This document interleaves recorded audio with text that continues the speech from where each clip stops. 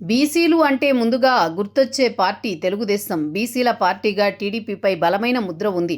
దానికి కారణం లేకపోలేదు. నందమూరి తారక రామారావు టీడీపీని ఏర్పాటు చేసిన నాటి నుంచే బలహీన వర్గాల అభ్యున్నతే ధ్యేయంగా పనిచేశారు. రాజకీయ, సామాజిక, ఆర్థికంగా పెద్దపీట వేశారు. ఉమ్మడి రాష్ట్రంలో వందలాది మంది బీసీ నాయకులకు బలమైన నాయకత్వ బాధ్యతలు అప్పగించారు. అప్పటి వరకు సంప్రదాయ అగ్రవర్ణాలు మాత్రమే రాజకీయ అవకాశాలు దక్కించుకునేవి. కానీ టీడీపీ వచ్చిన తర్వాత వందలాది మందికి రాజకీయ అవకాశాలు వచ్చాయి. ఒక దేవేందర్ గౌడ్, ఒక ఎర్రనాయుడు, ఒక అయ్యన్న, ఒక కళా వెంకట్రావు, ఒక కేఈ కృష్ణమూర్తి, ఇలా చెప్పుకుంటూ పోతే కోకొల్లలు.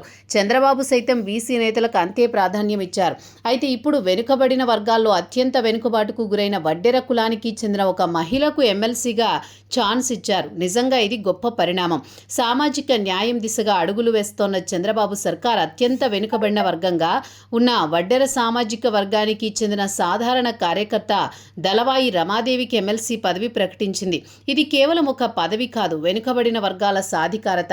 రమాదేవి ఓ సామాన్య కార్యకర్త. అయితే గతంలో లోకేష్ పాదయాత్రలో వడ్డెర కులస్తులకు రాజకీయ ప్రాతినిధ్యం కల్పిస్తామని హామీ ఇచ్చారు.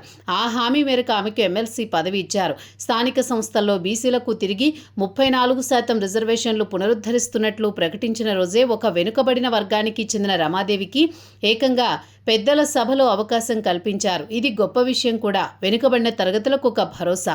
తెలుగుదేశం పార్టీ ప్రతిపక్షంలో ఉన్నప్పుడు నారా లోకేష్ పాదయాత్ర చేసిన సంగతి తెలిసిందే.